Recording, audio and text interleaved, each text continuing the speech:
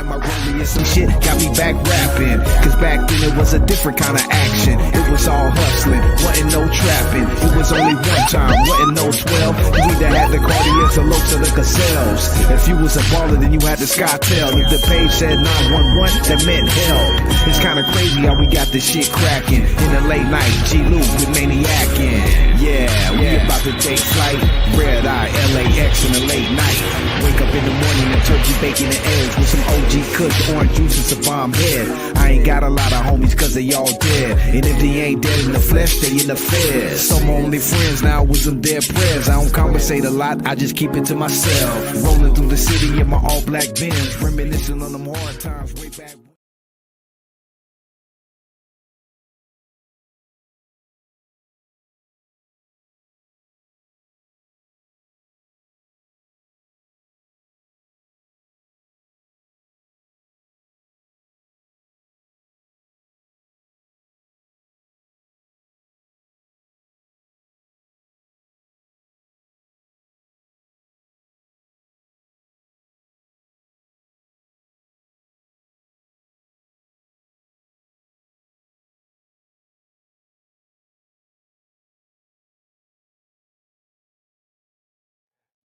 Okay, here we go. Okay, you couldn't even hear me. I'm having crazy difficulties, people. So bear with me, please. But you couldn't even hear me right now. But I was saying, welcome to the show. Sorry for the late start. We had technical difficulties, but at the same time, we got a great show lined for you tonight. We got a very, very special guest, a friend of mine, and someone I've been wanting to interview for a very long time. You know what I'm saying? This is a real, like I call like a big homie. A real guy, and I'm just honored to interview him tonight. So without any further ado, we have the big homie here, the official Big Joe Castro.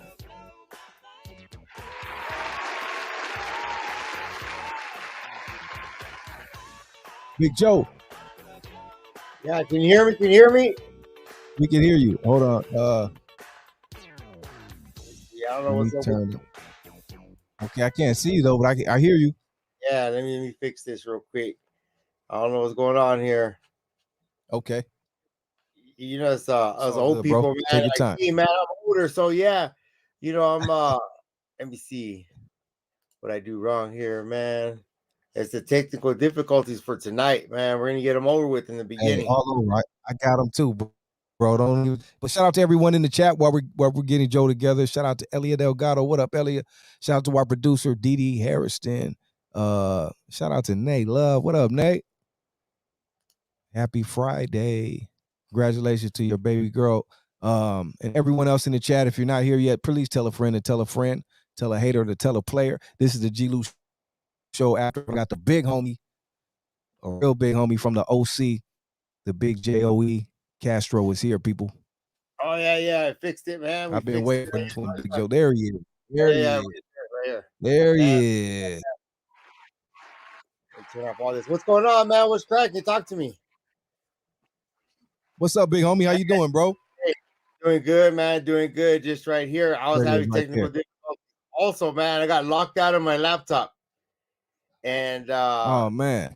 Yeah, that just left that to the side. So I told my wife I was gonna do it right here from the room because I was gonna go into the studio. But I got locked out of the laptop. Dope. Yeah. Right there. Yeah. That's dope. Oh, you're a little broken up there, dog. Go ahead, bro. No, I said you're like broken up there. You got me now? Yeah. What's up, Nate Love? How you doing? Okay. Yeah, I hear you now. 100%. How you guys doing? How's everything going? I was saying I like that backdrop right there. Oh yeah, it's just blurred out, man. I feel like I'm on mushrooms right here. Yeah. Just chilling, man. I'm finally here on the G-Lew show, man. Hey, long overdue, big bro, and I'm glad you're here, man. First and foremost, I want to say thank you for coming on the show and the platform, man, taking out your time, bro. It's an honor to have you here, Big Joe. You know what I mean? I really got a lot of respect for you, and I'm glad to have you here tonight so we could chop it up and talk, man. So thank you again. Thank you. The pleasure's all mine to be on here on the famous G-Lew show, man. You know what I mean? It's a pleasure, man. It's a blessing. It's a blessing to be here. Thank you, brother. Thank you, brother. Now, let's get started, Big Joe. For the people who don't know, man, just give the people a little bit about Big Joe. I know you come from Orange County. You know what I mean? You go way back. Give us a little backdrop about Big Joe for the people who don't know. You know? Yeah, Big Joe's just man. I grew up in Orange County, born and raised, third generation from Vadio out there, and man, I got out of it when I was 21, got married, and moved away from the area, and but still have a lot of connections there. Still have a lot of family there and stuff like that. But just had to get out of that lifestyle, man, and that's it, man. And now just in the movie industry, making movies, and working on. I even help out with some music videos, but mainly it's movies. It's movies that I do Right. right now. I do acting, I do producing, writing, I make props, I do whatever they need me to do when I'm on set, and just to get the jobs done, man. You probably seen some of my work. We have stuff on there's stuff on Hulu, there's stuff on Netflix, Amazon Prime, um, Tubi. It's all out there. Wow. That's a hell of a resume, Big Joe, to be, first on Hulu. Be a part of movies like Kilroy. You know what I mean?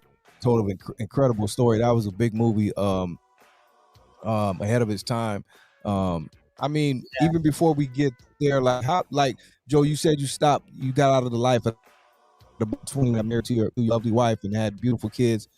You would think, Joe, like you give the aura and the presence of like a real. That's why I have a lot of respect for you, like a real OG, homie, and like you obviously were raised correctly, even in your gangsterism and whatever you did, because you give off the aura and the presence of a real, a real gentleman, a real G, but a gentleman, as well.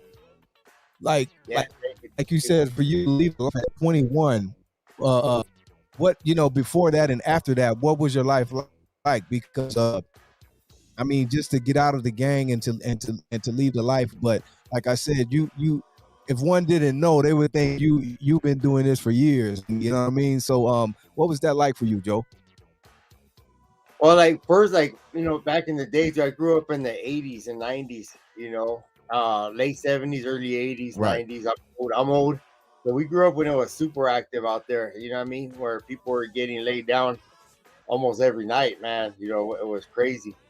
But it was something that you just did, you know what I mean? Be out there gang banging, and it was never a fear of dying. There was just like, and when I hit 18, I was surprised I lived to be 18. I never thought I'd see 18, never thought I'd see 21. And now here I am at 50, 52, and still alive, you know what I mean? Yeah, so, but like I said, third generation from there, from the neighborhood. But it's like I had to break that cycle, man. I didn't want a fourth generation. I didn't want my kids to grow up like that, to be taking their life, in jeopardy, be in harm's way.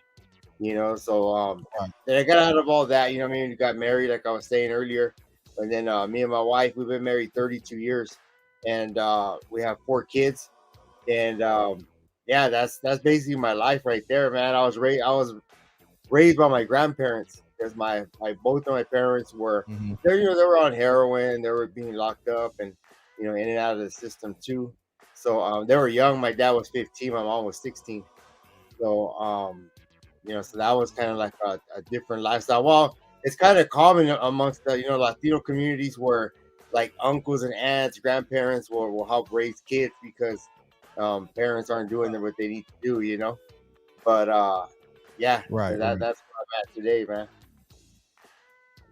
And it gives me like that explains kind of your aura as well, like you said, being raised by your grandparents, because it's like you're like an old soul, you know what I mean? You have like I said, you just give off the presence of you remind me of a big homie, you know what I mean, an older homie. You're not that much older, but it's like you have that presence about you. So I don't know if that goes back to your grandparents, you know what I mean? You're like an old soul, you know what I mean? But you know what, like with me, I've always had people ever since elementary.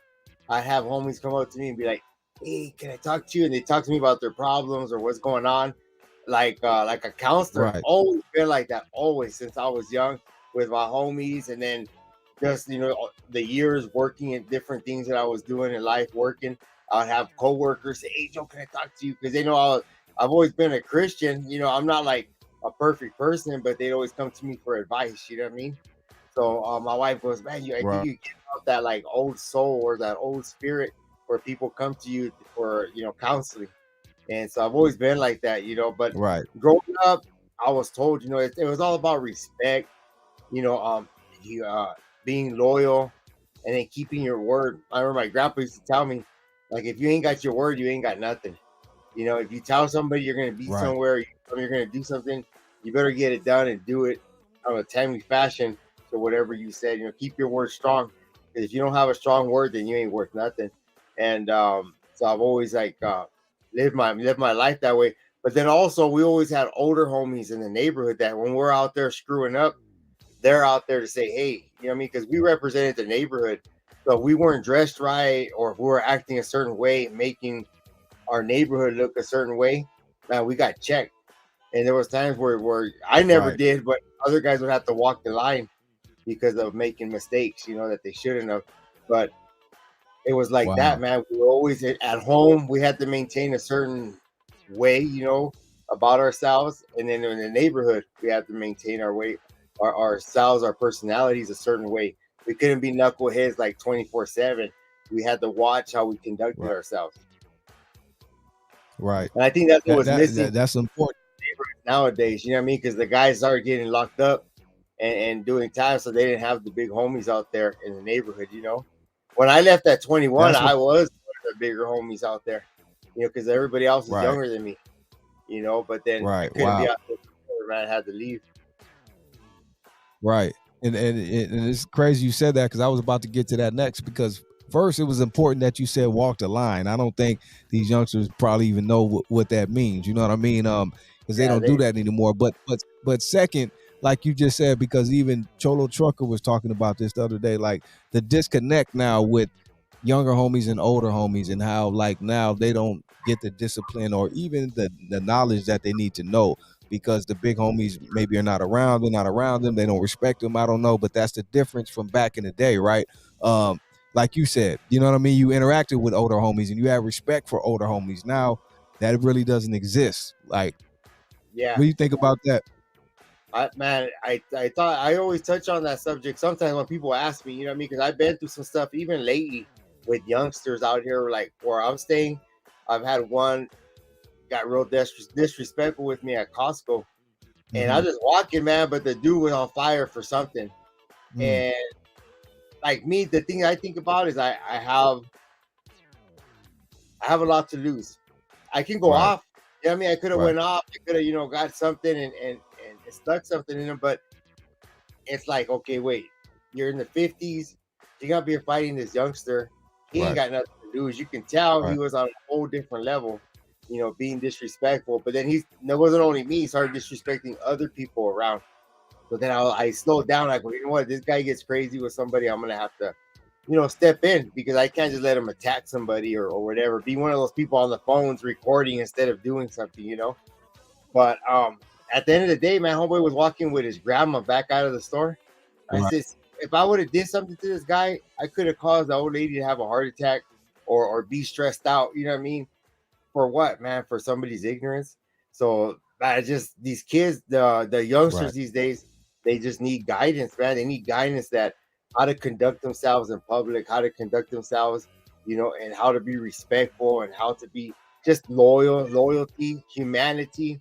You know what I mean? I think like even in the schools, like not just gang members, but just everybody in general, they need to have a class that's common sense, and you can't graduate right. until you pass the common sense class. You know what I mean? Because I a lot of these kids, no common sense, man. I agree, and I was like wondering. I was going to ask you next, like, what do you think we can do? Because it's like on a whole another level now to where, like you said, they need training, they need all this, but where does it start? Because a lot of them don't even respect you enough to even want to hear it. You know what I mean? It's like the disrespect is really a different level nowadays with the youngsters, man. And like you said, what can you do? Because you don't want to risk it. So it's almost, I think that's where the disconnect comes because a lot of the older homies almost just want to stay out the way, because it's like I have a lot to lose, and you know what you're capable of, and the disrespect is so high that you don't know how to deal with the youngsters, so they just don't even want to deal with it, and that makes it worse because, like you said, now they don't have any guidance. So it's like the gap is real big now. I Well, don't if know. you're if you're an older guy like me and you run into that situation and you don't know that youngster, it's hard to go up to him and say, "Hey, man," and try to give him like guidance, because you could tell he was already on a different level of, whatever he was going through, whether he was on something or he was just off his meds or whatever it was. And so the only other way you can handle is, well, you know how we can handle it, but Right. nobody wants to go there, because what I mean, it's you got to Right. choose your battles. You got to choose your battles, man. But I think the only way is what we're doing now, what everybody's doing, what Gunner's doing, what you're doing, what Total Trucker's doing, what Big Paul's doing, Sonny. What everybody's doing is they're going on platforms and they're talking about it, and hopefully these youngsters can watch this and think about it. And that's the only thing we can do, unless we go to the neighborhoods. But then, how do you really touch somebody's heart, or give them advice if you're only there for a few minutes or an hour or two, and then you Right. leave? And all that goes out the other ear, and they're going to continue to be what they are. But it starts at home. Definitely. Starts at Definitely. home. It's because it takes a lot. You have kids, right? And when you have kids, it takes more energy to care than to not give it care. Like, whatever, he's not listening in school, that's on him, or he's not doing good in school, that's on him. He'll pay the price later. They're kids, they don't know between right and wrong. They Right. don't know. You have to be there as a parent to keep your foot up their butt, to say, hey, you're gonna get these studies done. Hey, I don't want you to be tardy. Hey, I want you to continue to get a good GPA. You know what I mean? And it's up to the parent to get on, because nowadays they have grades online. That's what I used to do. I used to go online, check my kids' grades, make sure, and if I didn't like something, I would print it and highlight it. And then if I would see if they were late to class, if they missed the class, I was on it, man. Like, but it took energy for that.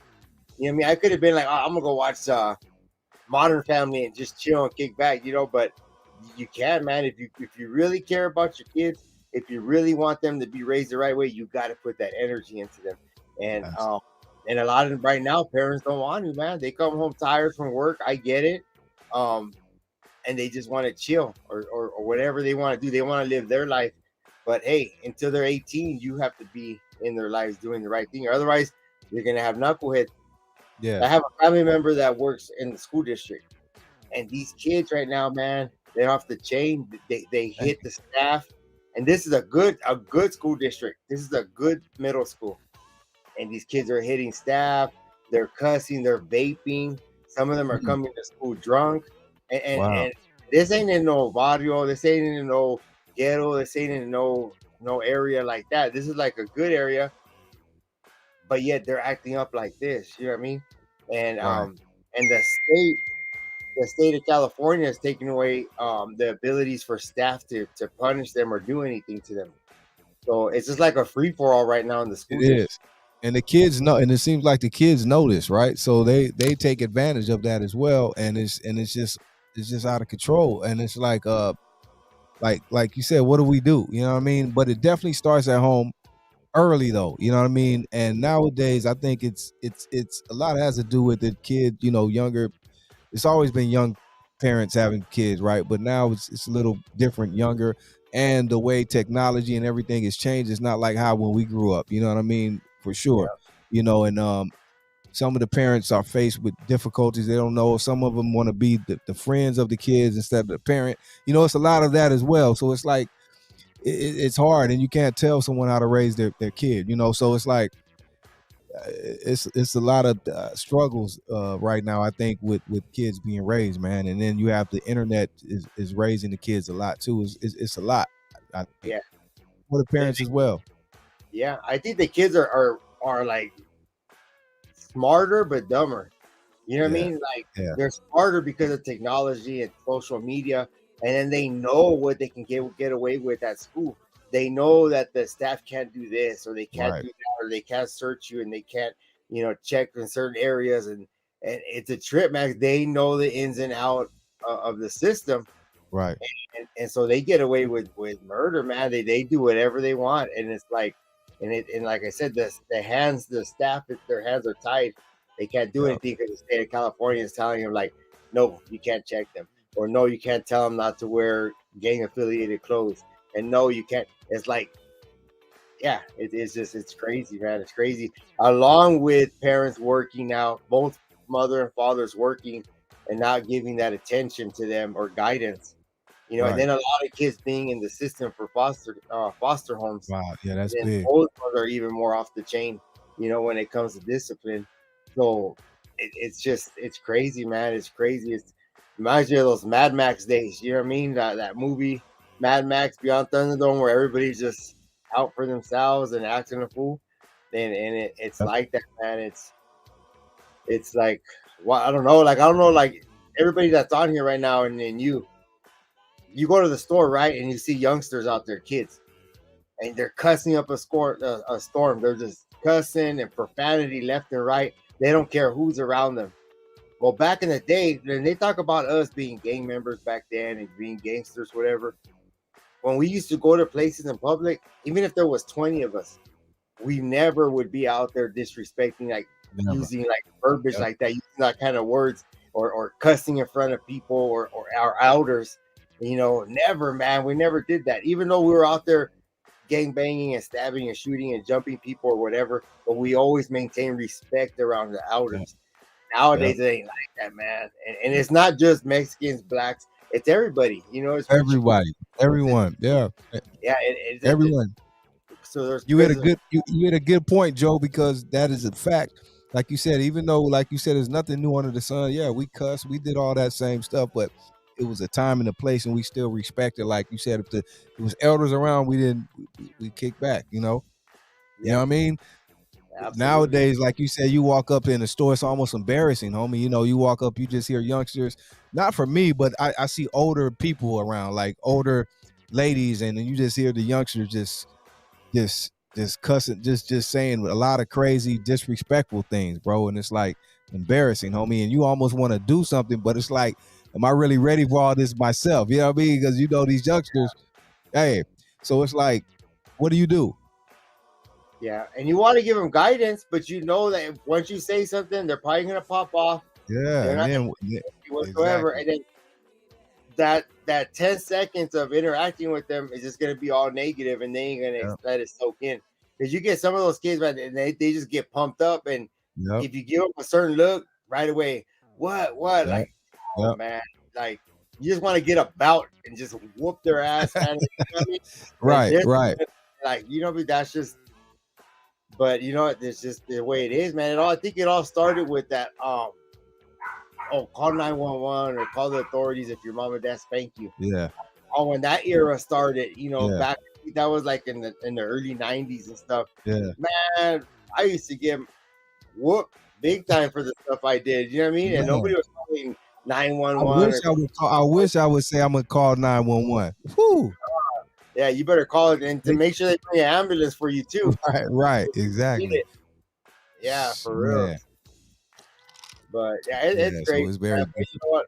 I just think like we need to pray for the world, pray for the youngsters, and pray for the parents, man, that they put on their parenting skills, sharpen up their parenting skills, and be a part of the kids' lives and tell them, hey, this is wrong, that's right.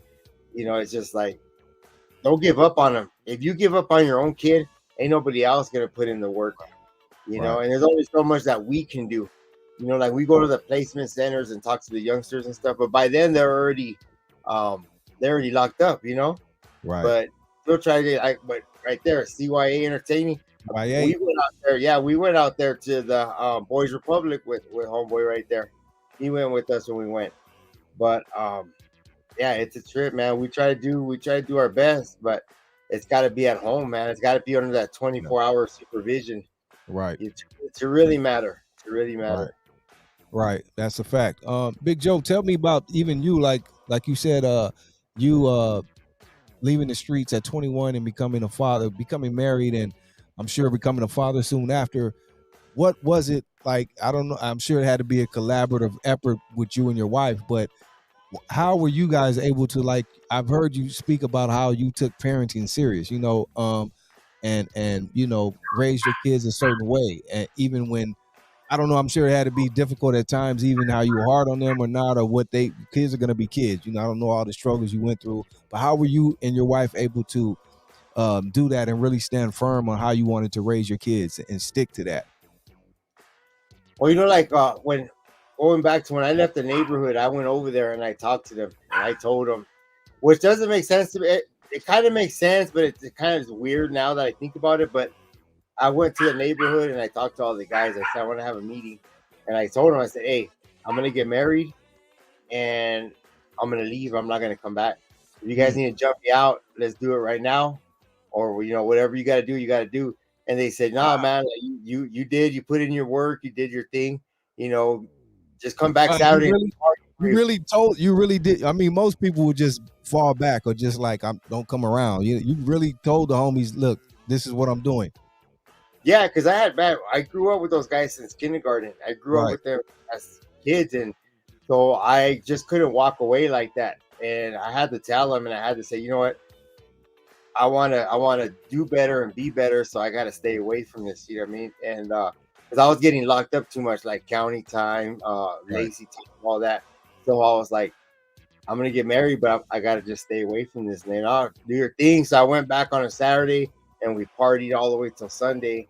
And then I left and haven't been back in 32 years. In 32 years, I went back once to help with the car wash for a homeboy's dad's funeral. But besides that, I haven't went back over there. It's just, it's just better to just stay out of the mix.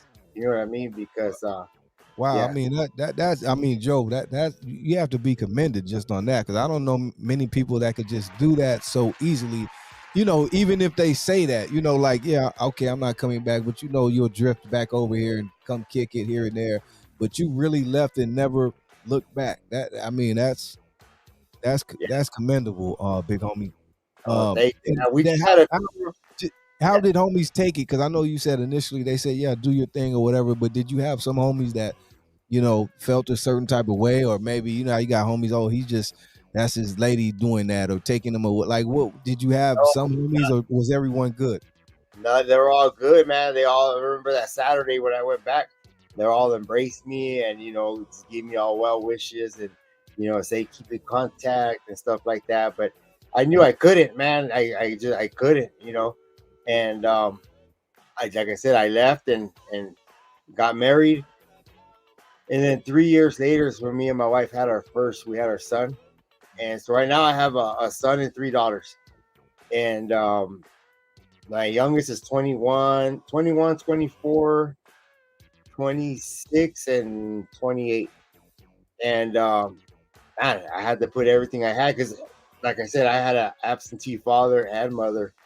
So I'm going to be there for the long run. I'm going to teach these kids. I'm going to give them, what we keep talking about, giving them, like all the knowledge that I have, and out of respect and loyalty and dignity and humanity, So, but I was always on them with about going to school, getting their education, and so my son, he has his master's degree right now in biology and science, and he's a science teacher.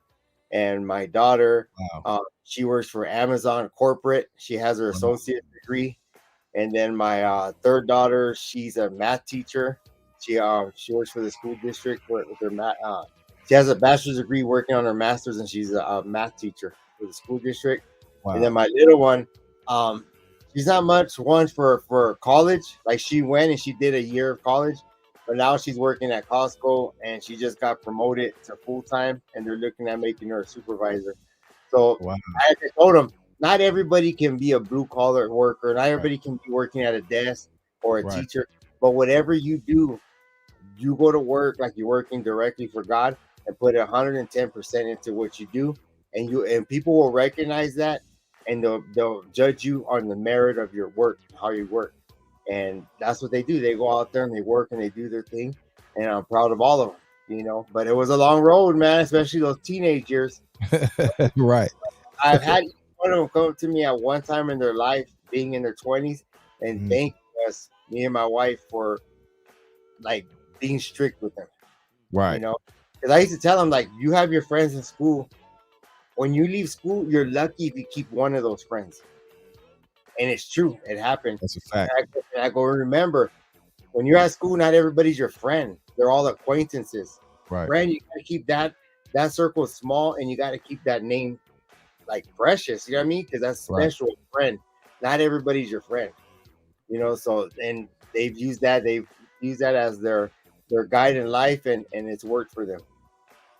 That's a fact. Joe, you're touching on some important things. Like you said, growing up, I was talking about this recently, and like you said, everyone's not your friend when especially when you're growing up, adolescent, you're just growing. You don't really know. But some of those times are precious because you could do some crazy things in those times with people, like you said, you think are your friends. And some people we seen get 100 years, never come back. And those people aren't even their friends anymore. You know what I mean? So it's like, that's important, and it was important that you instilled that in your kids, you know, and that's what a lot of kids need to know, because sometimes we crash out in those years and don't even know, you know, because we don't know any better. And you know, it's almost like the saying, if we knew then what we knew now, you know, because it's true. So I think that's important that you touched on that, bro. Yeah. And you know, that's like when my kids were going to school, I told them, you got to remember, you got to get ready for college and this and that. And I remember my son told me, he goes, did you go to college, Dad? And I go, no. He goes, did you get your high school diploma? And I said, no. And it made me think, this when he was young, right? So I went back to school and I got my GED. And then I registered in college, and now I got some college credits under me. So that way, when they did ask me later on in life, I was able to say, yeah. You know what I mean? Right. Yeah, because Right. I want to, like, I wanted to be able to have that to tell them, like, if I could do it, you could do it. You know? Right. And, yeah. That's incredible.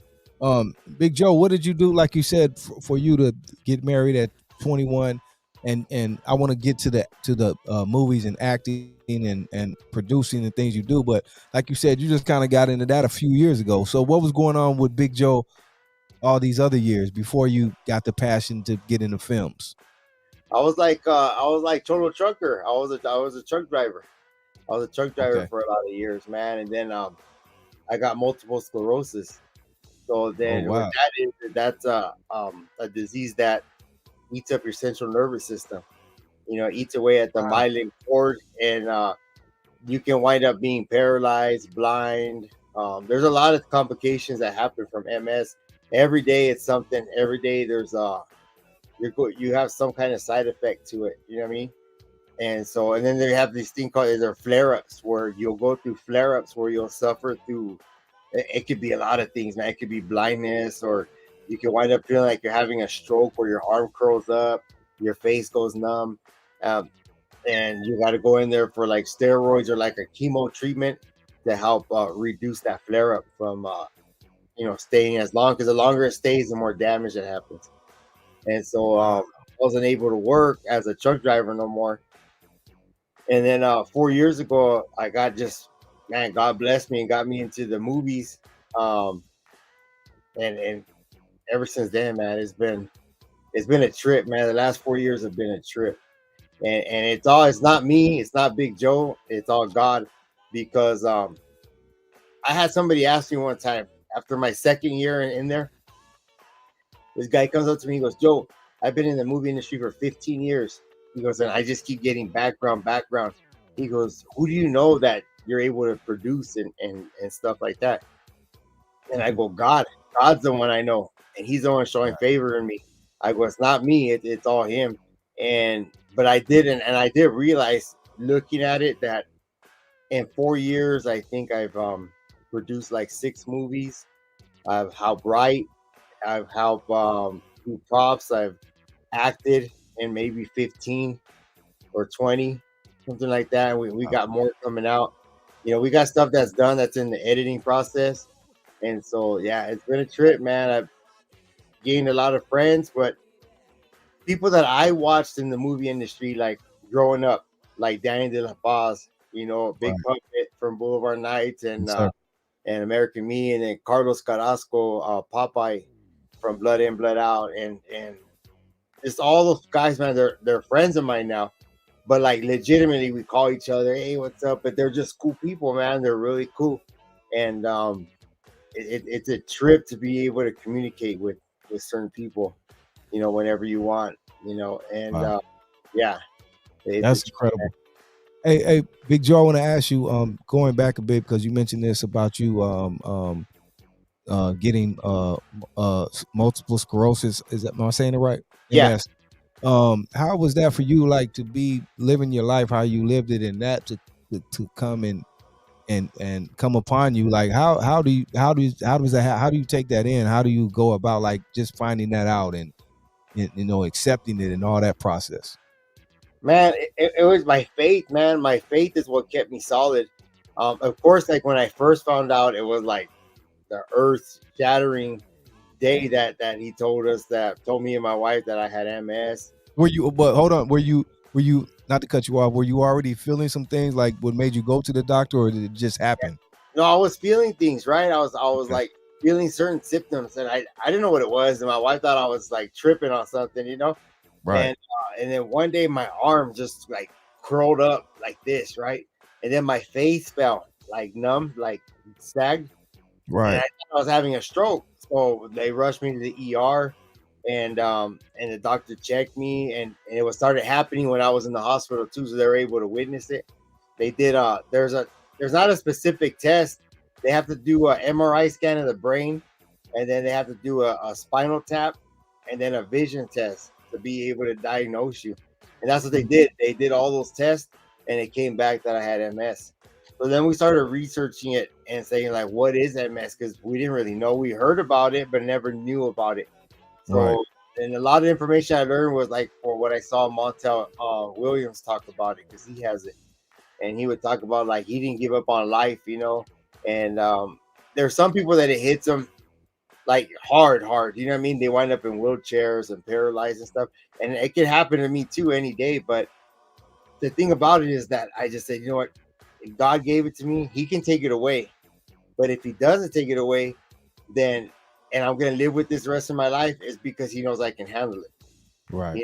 So because I've had people tell me like, well, just pray and God will take it away. Like, well, I understand, but maybe He wants me to be like this, so I could be a testimony for Him to other people that are going through ailments, Right. whether it's cancer or whatever, Right.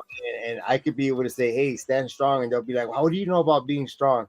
And I can say, well, I have MS, and every day it's something. It's something with this. Wow. The biggest thing about this is fatigue.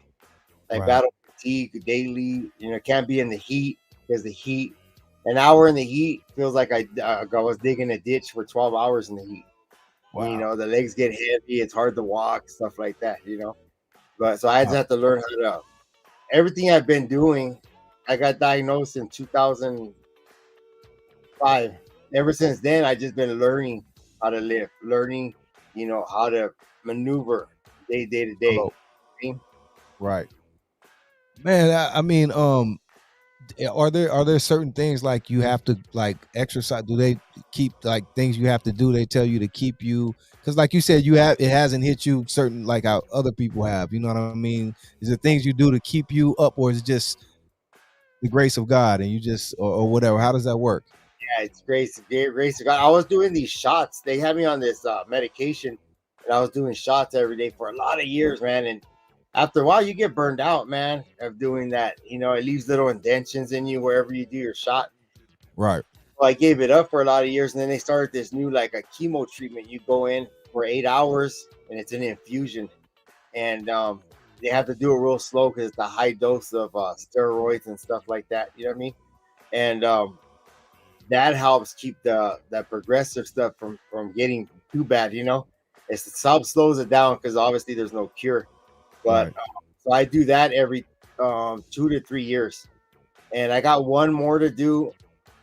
Yeah, I think one more, because once you hit 55, and that's it. You don't have to do it no more.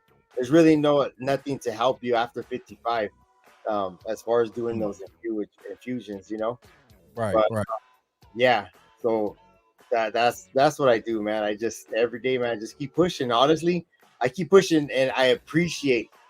I have MS, but I had a cousin that like 10 years ago was diagnosed with a brain tumor. They Mhm. did surgery, and he was in the hospital for a year like a vegetable, and then he died. And I Wow. think, okay, and you think I'm bad? Look at this dude, or look Right. at these kids on TV that have cancer and they're going through leukemia and stuff like Right. that. I think I have it bad. I see them; they have it worse. So I gotta be appreciative that it's just this. You know what I mean? Right. 'Cause it could always be worse. You know, the thing about MS is crazy that you say that, because I first found out about MS. I didn't know, you know, when I was about 18, 19, I went to the county first or second time, I don't know, and I got jumped, right? So I got wound up going to the infirmary just because they put you there, and they my celly, you know, was a guy, because it's like an infirmary, but he was a guy who had him. He was in a wheelchair, like an older guy, and I didn't know who he was. Come to find out, he was like a big drug dealer and all this, but he had MS and he was in a wheelchair, like a white guy. And he told me all about MS and all the things. He had it like all his life, I think, for the most part. And another thing, like they used to come in there and give him good muscle. That's when I first had a muscle relaxer, because we was in there. He got those things and gave me one, and I was blown away. But he told me a lot about MS, you know, so that's how I learned about it at a young age. And it's crazy that you said that. But Joe, like, even with you having MS, does that did that help you like to learn more about it, and does that make you even want to, like, because I know people have foundations and things of that nature, does it make you want to learn more about that and help other people who have that, or just give the education about it? Yeah, no, I learned a lot about it, and we were doing ever since I got diagnosed. We've been doing the MS walk every year. Um, a few years ago, when my grandma died, because she would go with us to every MS walk. Right. So when she passed away, I stopped going because I just I needed time to heal from that. Because me thinking about going, I was thinking about her, and it would just put me on a spiral down, you know, like getting depressed. So I haven't been back. I signed up for this year, but I don't know, man. It's a trip, man. Like, you would think it's easy. Sign up, do what you got to do for the MS walk, then go down there. But when you're attached to something like that, like with my grandmother, it's just, you feel like if you go, you're leaving her behind, type of thing. So Right. I want to do it. I'm probably not going to do it this year, but I'll for sure do it next year. But I got to think of more like do it like for her, you know, Right. because she would go, but she wouldn't walk with us, but she'd stay there in the area, and then we go walk and come back, and then they would have the little lunch thing after. And yeah, I'm gonna do it next year. Do it next year, man. Okay. And one more thing I want to go back about, like, younger or neighborhoods. We're talking about all that. What do you think, even since you getting out of the life at age 21 years ago, what do you think about now? Like, because, you know, like we said, just like life and everything now is way different, but it's still gangs and it's still everything there, but it's a lot different as well. What do you think about where, like, gangs are at now and the future of all that? You know what I mean? Because it seems it'll never go away, but it's changed so much. It's almost like they don't really have a purpose now for it, because even back in the day, it was more morals and standards and what it was done for. Now it's kind of, we don't even know anymore. You know what I mean? What do you think about that part of, you know? I think nowadays this is all you need to be a gangster. It's a keyboard. Yeah. Everybody's keyboard gangsters right now, Right. man. You know what I mean? But I think it's like not being as active as it was and stuff like that. To me, I think it's good, because that means there's less bodies on the street, Right. less people, less parents losing their kids Right. for no reason, you know. And yeah, whenever it comes to being a time of peace, or being a time that it slows down, man, I appreciate that, because, like I said, there's less people dying out there, less people getting jumped or ruining their life. The bad part right now is everything going on with fentanyl and drugs. Yeah. So even these youngsters out there, man, all out and all, you know what I mean? It's sad. It's really sad. And so it's like, it reminds me like when the 70s, when everybody was, heroin was big and everybody was chasing the dragon and stuff like that. But now, like, it's the a new way form. they are with meth and fentanyl, like, they're just dying left and right. Yeah. You know what I mean? Yeah, it's a trip. Yeah, that's a fact. That's a fact, and it's out of control. speaking, going back before I want to get into the movie thing with you, but one more thing, since you brought up the homie Puppet, and you know those are friends of yours now. You spoke about Blood In, Blood Out, American Me. You know, coming up back in the day as a youngster when those movies were out, what was your favorite? Not to you know, I know they were both great, but what was your movie out of those two, or even Boulevard Nights or whatever? The Duke of Earl. Oh, Duke of Earl. They forget about that one, huh? Yeah, the Duke of Earl. And you know what? The trip I is saw that in school. They showed that to us in school. That's when I first saw that movie. I think I was like in 6th grade, bro. They showed us that movie, bro. That's how they used to do it back in the day. I don't know, but that's how I knew about that movie. But go ahead. That movie, I didn't realize that Pastor Ed Morales, the one that made it, that he was my mom's cousin, like my second cousin. Wow. I didn't realize that. But man, I grew up watching that, and all of us in the neighborhood grew up watching it. You know what I mean? Yeah, we would make fun of certain lines in the movie and stuff like that. But Right. then now I'm real good friends with Victor, the Duke, and I'm good friends with Cisco, which is yeah, I'm ready to have one of those senior moments right now, man. You know, Cisco and Shy Girl. Yeah. Cisco was like the main character, right? Yeah, no, Duke was the main one, and then his brother Cisco. Yeah. So Duke is Victor. He lives up north. I got to go up there and interview him at his house, and he's never had an interview done like that before. We had it on the LA Times. I don't know if Paul has it up there still, but I interviewed him at his house. Man, he still looks the same voice, everything. And then we're able to present Pastor Vince, which is Cisco, and his wife Shy Girl. They're really married in real life. Ginger, we're able to present them with a Lampa Award, the Latin American Motion Picture Awards, like in recognition of everything they put into that movie and play, The Duke of Earl. So it was cool to be able to present them. And Pastor Vince is a good friend. We talk all the time too, even though he's out there in Texas, you know, but he's a good man, really good man. Right. That's beautiful, man. Duke of Earl, classic, people. If you guys haven't seen, I'm sure you guys have. I ain't got to tell you, but that's a classic. But speaking on also too, speaking about God here and there a lot, and I know that's a big part of your life. At what point of your life did God come into your life? I'm sure you always known him, but what part did it really, you know what I mean? Did it really strong. It was like when I was like 26, 27, you know, when we after we had our first kid, we started like, you know, we got to go to church. We got to, you know, give our lives back into God's hands, you know what I mean, instead of our own hands. Because you know, when we try to do things ourselves, man, things wind up a mess. And so we started going to church, and we've been going, you know, like I said, we're not perfect, but we've been going off and on, but we always keep our foundation strong. Right. And we keep it with our kids too, and you know, our inner circle. Right. That's beautiful, man. Now let's get into the movie, because I know, like you said, you were doing your thing, and a few years ago, like you said, you probably have a lot of other people not mad, but wondering how did you do it? You know what I mean? And how did Big Joe come in here and just, you know, get all the acclaim and do these great things in the movie business? How did this thing come about for you, Big Joe? Well, I made friends with a guy named actor Vince Romo. He played Mundo in the movie Mundo from Alter Boy to Hitman. Right. And so we have been talking online and this and that, and then we got together a few times, and then I wound up managing him for about a year because he also did rap music. So I was getting him like gigs here and there, car shows and stuff. And then he took me to set one day when they were filming, and when I went in there, they served lunch, right? So I'm just there watching the film and all that, just having a good time. And then I saw this one older guy, and he was putting away all the food at the end of the day, at the end of the lunch. And I go, let me help this guy. So I go, yeah, I'll help you out. He goes, no, it's cool. I go, yeah, let me help you out, man. So I just started helping him put everything away, clean up, just, you know, just to be a good person. Like I said, to have good character, you know. And at the end, we sat down and we're talking, drinking a soda. And he goes, hey, well, my name's Pete. He goes, this is my set. He goes, I'm the one that owns Cedar Films.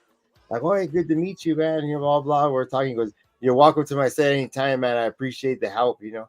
I go, no, that's minimum. I go, you fed everybody. You fed me here. The minimum we can do. Right. So then the next weekend, a friend of mine, Big Paul, called me. He's like, hey Joe, we're gonna film at my house if you want to come down. 'Cause I told him I had interest in getting involved with the movie industry. Right. They're gonna film at my house if you want to come down. So when I got there, it was all the same people from the weekend before. And they're, hey, what's up, Joe? Hey, what's up? And he's like, you know them? Like, well, I just met them last week. Like, well, I didn't know that they were gonna be here. So, and like I said, I can say it's a coincidence, but I know it's not, you know. So Right. then they're like, hey, you want to be in this movie? Somebody didn't show up. Like, well, yeah, let's do it. So, and it just snowballed from there, man. Them just saying, hey, do you know somebody with a lowrider? I go, yeah. Like, I can get you a car over here. And I got them a car right away. And then they started asking me like for locations and this and that. So I was working on things for them behind the scenes. Mhm. And then when they started the Cholo Zombie movie, they say, hey, you want to come on board?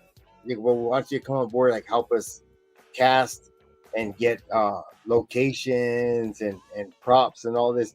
We'll put you down as a producer. I go, all right. So we did it. We had like 20 celebrities in that movie.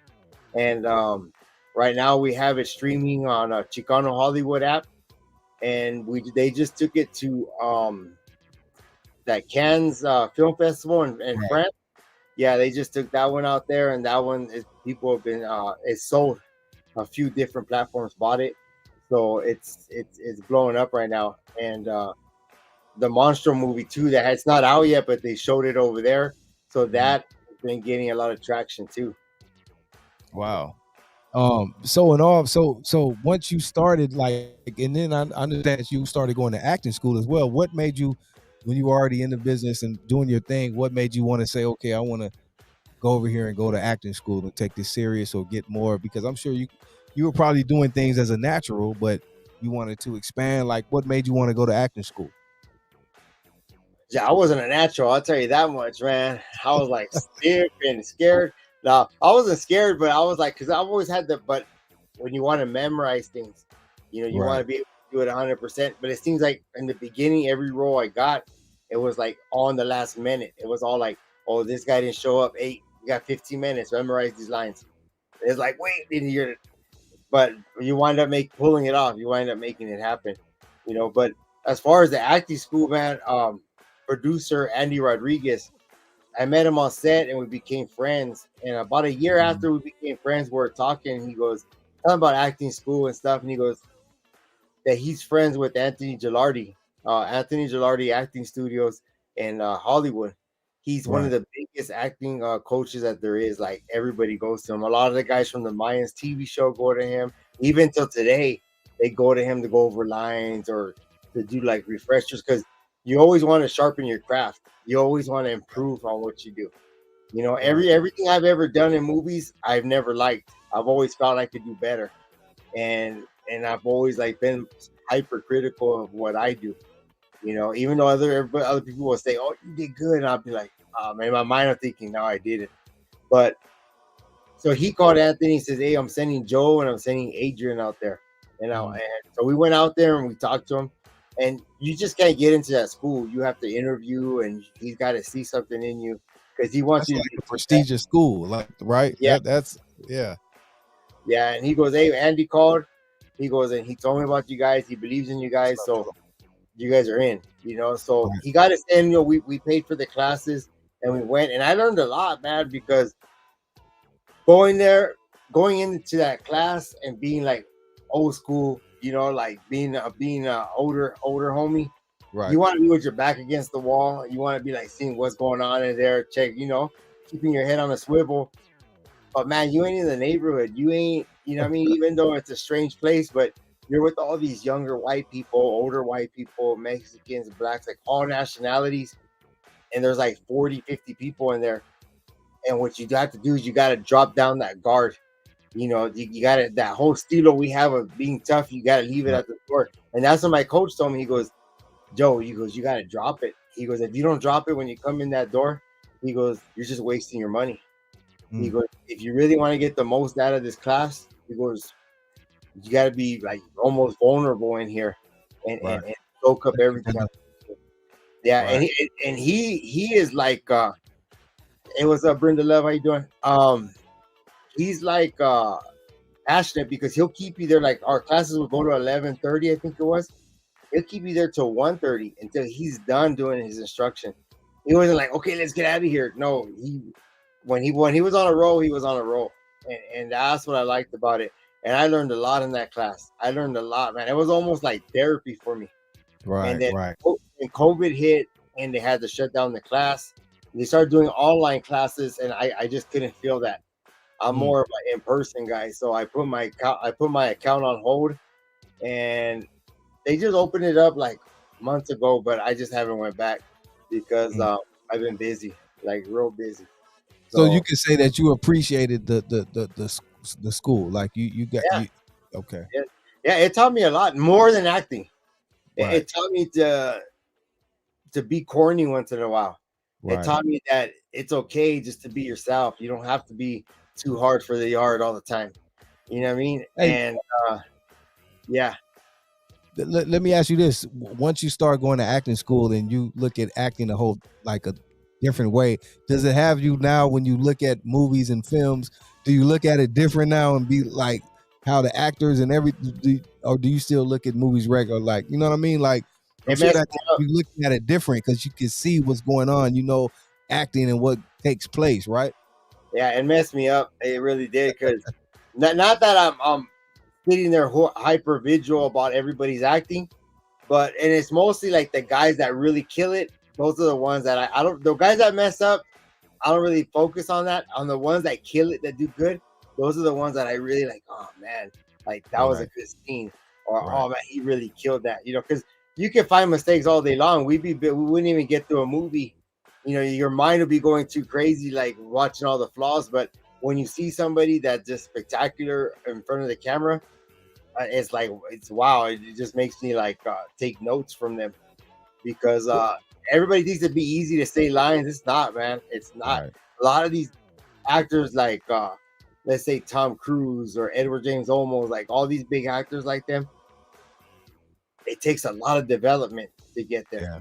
And there's some people, 1 in a million will have the natural ability, you know, but it's the other 99%. And I'm sure it's so much more work because, like you said, people don't, like you say, see all of that. But like, it's one thing to have the talent and all that, but like you say, it's work. Just like athletes, we think they're just naturally, you know, good, which they are, but it takes the work ethic too, right? Like you have to put in the work and a lot of studying and learning things to make it work as well, right?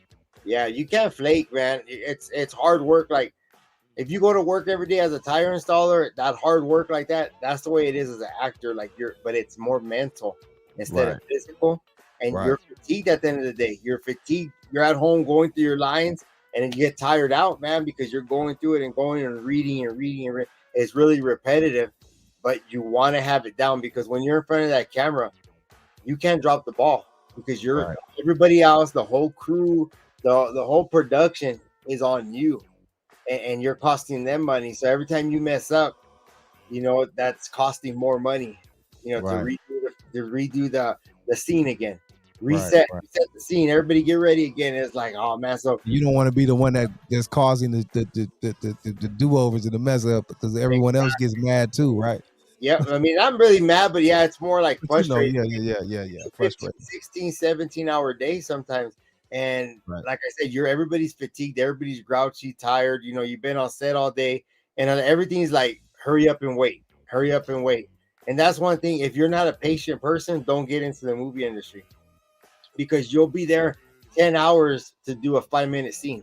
Right. And you might do that 5-minute scene 10, 15 times, depending on what the director wants, you know?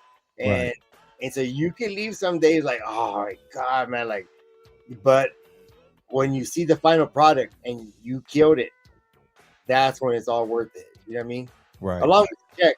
But, you know, at the same time, a lot of guys, it's about what they see, you know, and what their peers think about them, you know?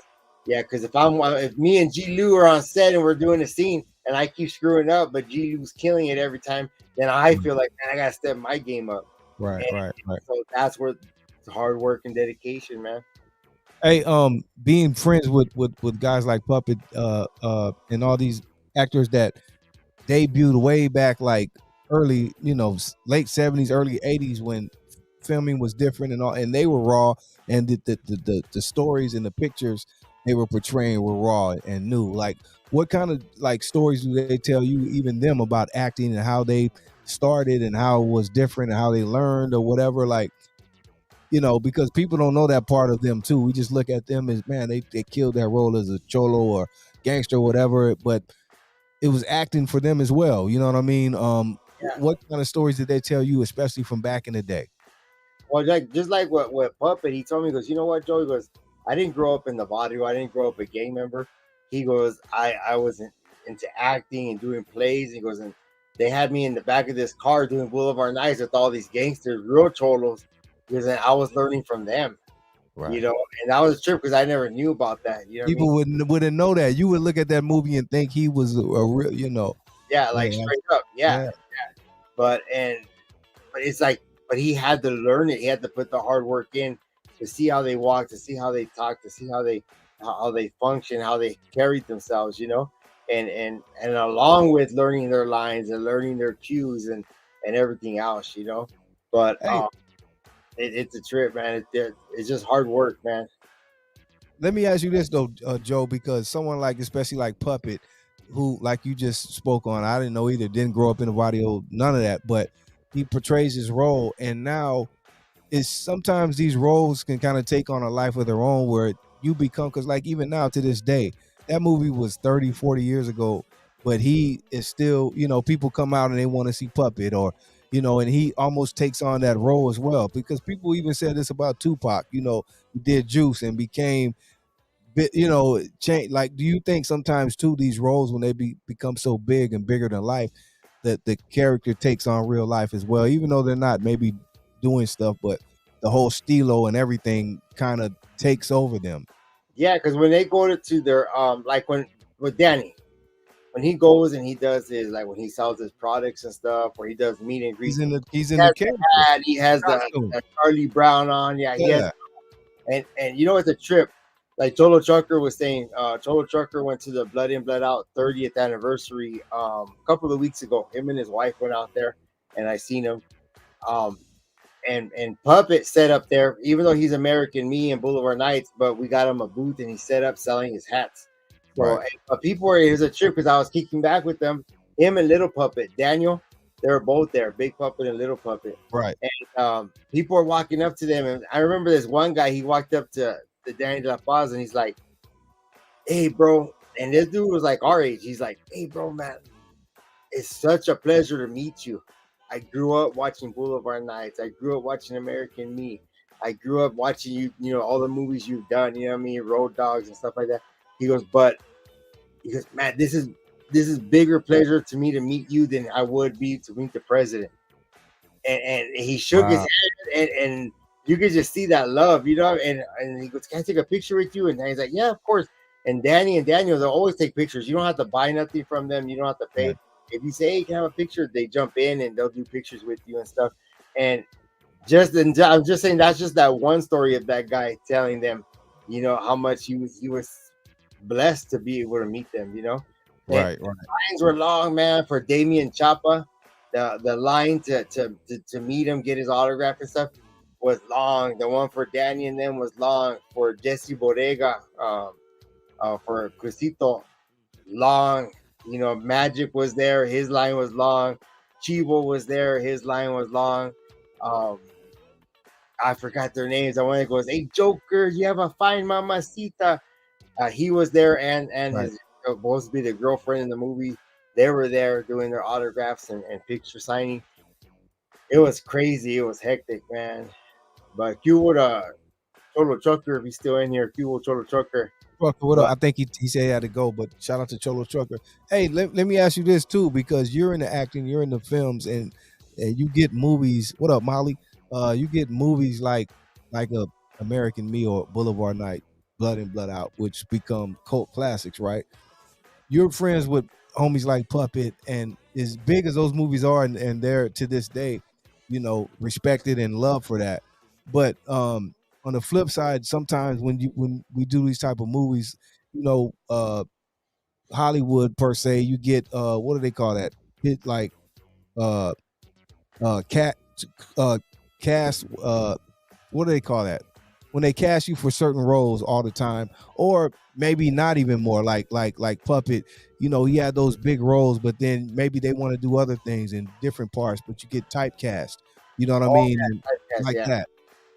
But like I've told people before, they go, Joe, like, how do I get into acting, or how, like, all they want to do is make me into a gangster. And I said, if you have the look of a gangster, okay, work with what you have.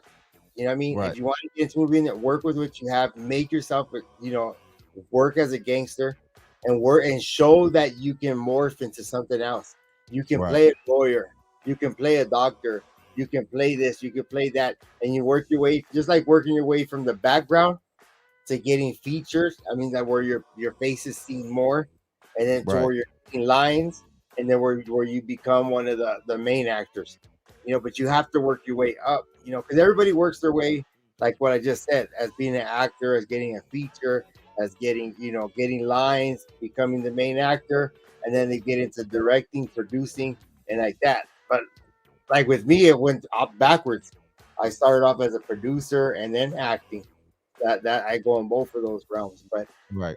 that's just, it's an anomaly because not everybody's able to do that. It's just Right. but Right. yeah, I say, but everybody was asking me about the acting. I say, look, go and hook up with like Central Casting, any of these casting companies, and go and see if you like it. Because there's some people that don't want to sit there all day, even though you're gonna get paid $300-400 for the day. But still, people don't want to sit there and wait, and then sometimes they'll cancel your shoot. You still get paid. Right. So if it's not about the money, if it's not about, you know, getting yourself seen on the big screen, then why are you doing it? You know what I Right.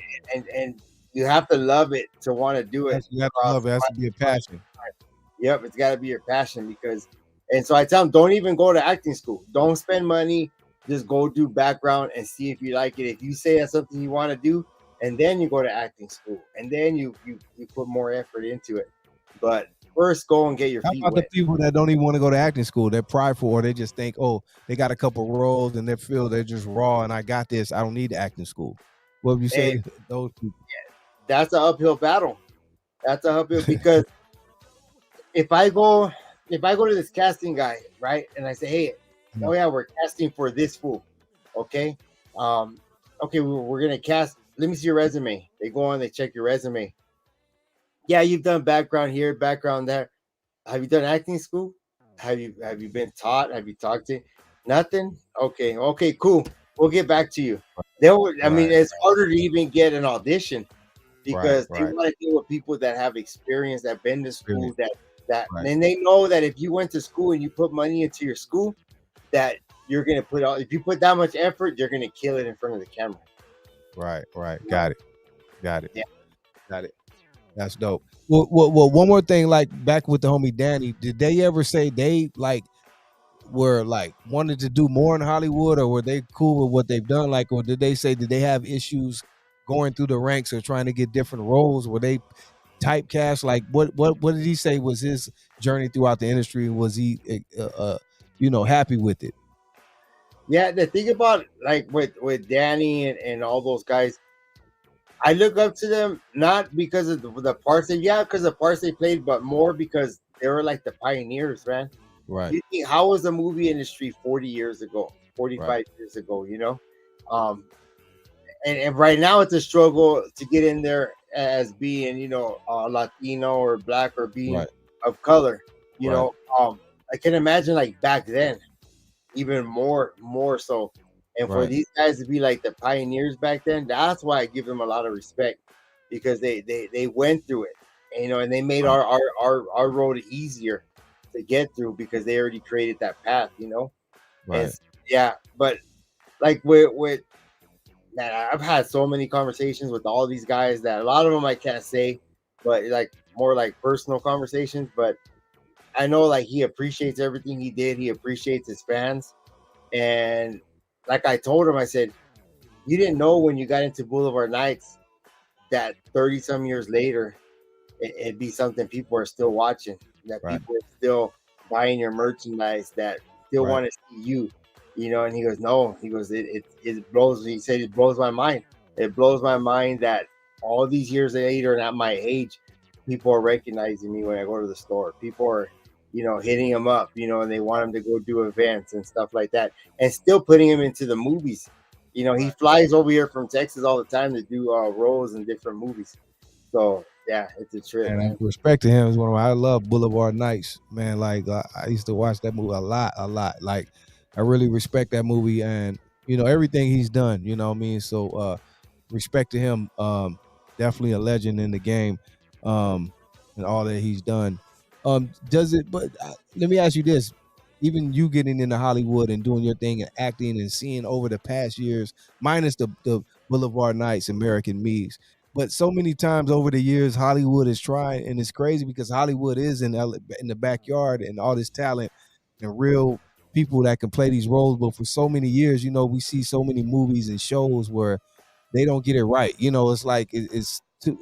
We see these actors. It's like, nah, that's not it. It's too Hollywood. You know what I mean? And sometimes they don't get it. Why do you think that is? Man, I'll tell you, I was on set for that TV show, This Fool, with Frankie Quinones and them. And when we're on set, they were giving out. I took my own Pendleton and stuff like that, but they were dressing the other people, and they were trying to dress them as like stereotypical with a bandana, but the Tupac style, Right. all that Chicano. And I said, and then the way they were trying to get him up, it was like 80s Brooklyn. Right. And I told the lady, the wardrobe lady, I go, hey, that's not the way we dress. And she was, what do you mean? She pulled out a book, and it had all the different clothing and what was considered gangster, right, and what was considered hip hop. And she was, well, right here in the book. I said, I'm just telling you, like LA style gangsters, that's totally not it. And so, like, I don't know if it was like a supervisor walked down. She's like, what are you talking? She goes, then what would you guys wear? And I go like this. They wear a Pendleton. They wear a little bit, baggy Levi's and white tennis shoes, but they like nowadays they don't wear hairnets, or they don't wear bandanas like that. Yeah, definitely not that style. Yeah, right. That's more New York.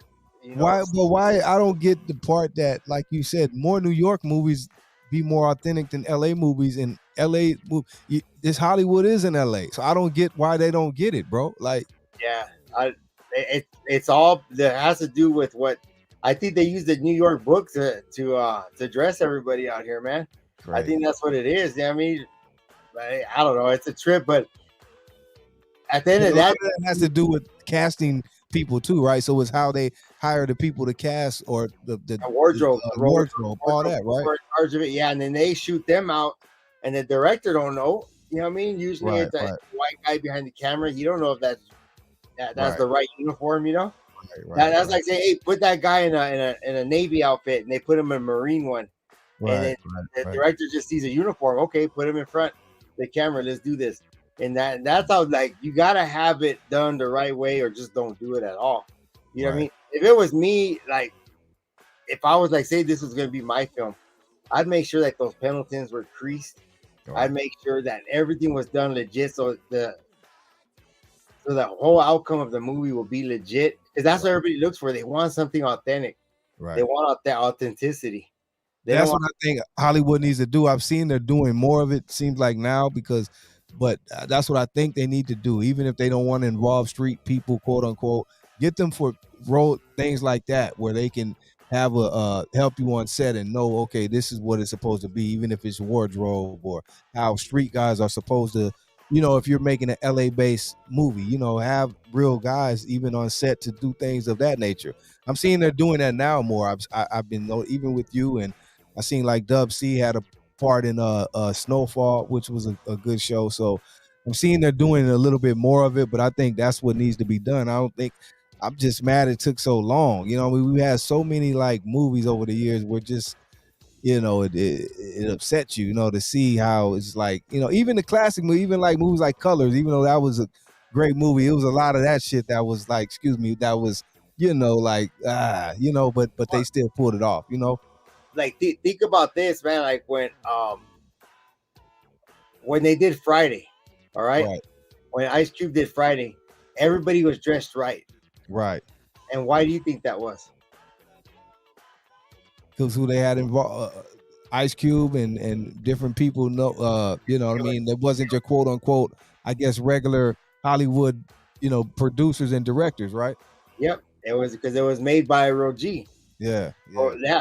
that, and a real G, a real gangster knows how gangsters dress. Right. It's And like that if was you do a important. military movie, you better have a military guy on set to be Right. able to see like what's realistic and what's not.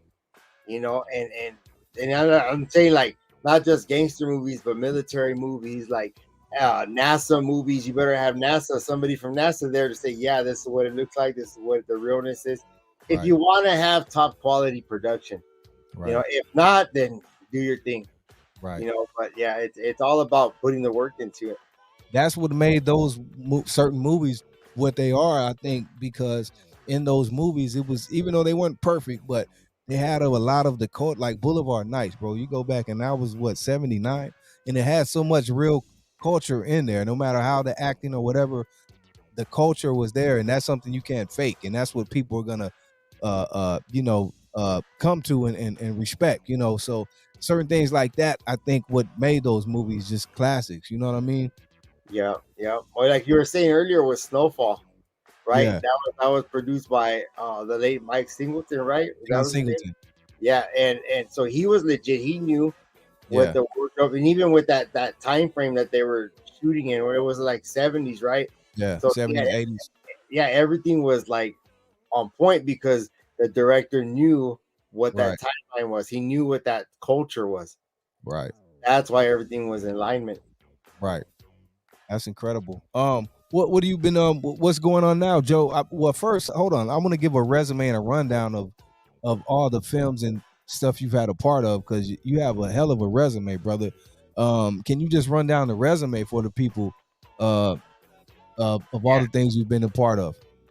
Yeah, well, been a part of the Kilroy movie.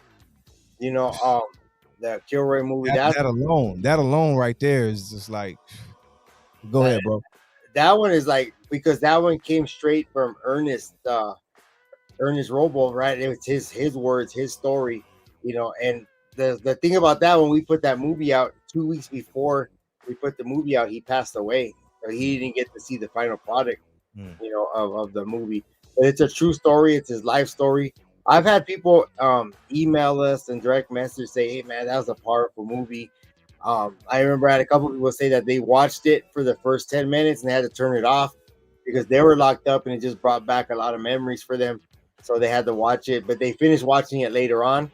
But it just brought back a lot of emotion and stuff for them. And Right. so everybody I've talked to or sent emails or DMs said how much that movie affected them and how much it was like all positive, all positive. Right. Yeah, but even like my daughter, she's 24. She didn't grow up in the neighborhood, nothing like that. But when she saw that movie, I remember she was watching it, and I went to the living room and she was crying.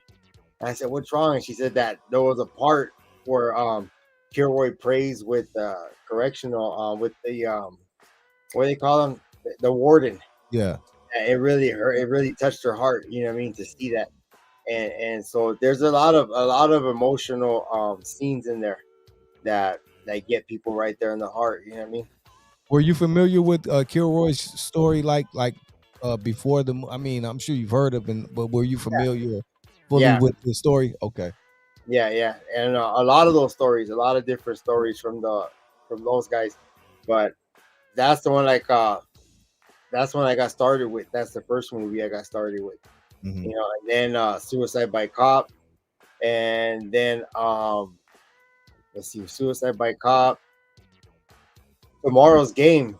That one's won over 30 awards right now at all the Mm. different film festivals throughout the country. And that's with Paul Rodriguez. That's with Carlo Mendez, which is the brother of Eva Mendes. Right. Um, Okay. yeah, that's a movie that's like Back to the Future meets Sandlot. Mm. And it's about the first Dominican baseball player ever. And it's a fictional movie, but it talks about this first Dominican and going through um, everything with racism back then. Right. And yeah, it was a trip. It was a trip to make that movie, man, because the actresses and actors that we used in there, it was like their first movie, but they absolutely positively killed it. And when my kids saw the movie, they were blown away. They were like, man, I think that's like the best one you've done, Dad, so far. Was that movie. But that one right there, man, it's a trip. It's a trip. When it comes out, I'll let you know. Okay. I think we're gonna have a premiere for it. I'm I not would sure. love to go to that premiere. You got to hook me up with that premiere, Big Joe. Come out, man, because that Sir. movie is phenomenal, man, phenomenal. But yeah, Paul Rodriguez, we've had him in a few movies. Paul Rodriguez kills it, man. That man, that's a natural born actor. That's a man that over the years he's sharpened his craft. Right. But you can tell like his storytelling. One day I was with Paul Rodriguez. He's OG. Yeah, he's OG, man. And I told my son-in-law, I'm gonna go with Paul Rodriguez on set today. He's like, can you get him to sign my skateboard? I go, your skateboard, and he goes, I go, you're talking about his son, Paul Rodriguez Jr., J-Rod, Right. or whatever they call him, yeah, or P-Rod. I go, no, that's not his dad. And so I got to sit there for 10 hours with Paul, and Wow. I was just there to make sure he was cool and that he had everything he needed. And he was telling me stories that were phenomenal, man, like about his mom, his dad, about just everything about Richard Pryor, hanging out with Richard Pryor, hanging out with Selena when she was a little girl and her dad, eating at Nelson Mandela's house. It just Wow. some phenomenal stuff. I was like, wow. And I told him, like, well, they need to do a documentary on your life. And he goes, man, you should see the pictures I have. And he invited me to his house to go check out, tell me more of the stories and show us the pictures and stuff. But that's right when COVID had started. And so, yeah, we were keeping our distance from everything, Oh, he's like from Compton or somewhere originally, right? Yeah, I think South Central or something like that. Yeah. Wow. But it's a trip, man. But I didn't want to be the one to take him out, when COVID hit. It's like, well, I ain't gonna go over there, man. Yeah. But he's a good man. He's a good man. Salute to him, man. Salute to that guy, man. OG in the game. What would you say is some of your favorite? I know it's hard to pick. You've done a lot. Kilroy, I'm sure, was incredible. What would you say is your I don't want to say your favorite stuff you worked on, but the one that like that the most that to your heart the most that you've done? The one to my heart the most would be the Kilroy movie. Okay. Just because it's an inspirational movie. It's a true story.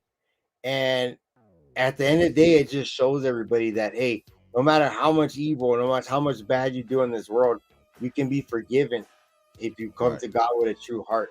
And that's exactly what Ernest was, man. He came to God with a true heart and he served them. Ever since he had left that organization, to the day he died, he served them 115%, man.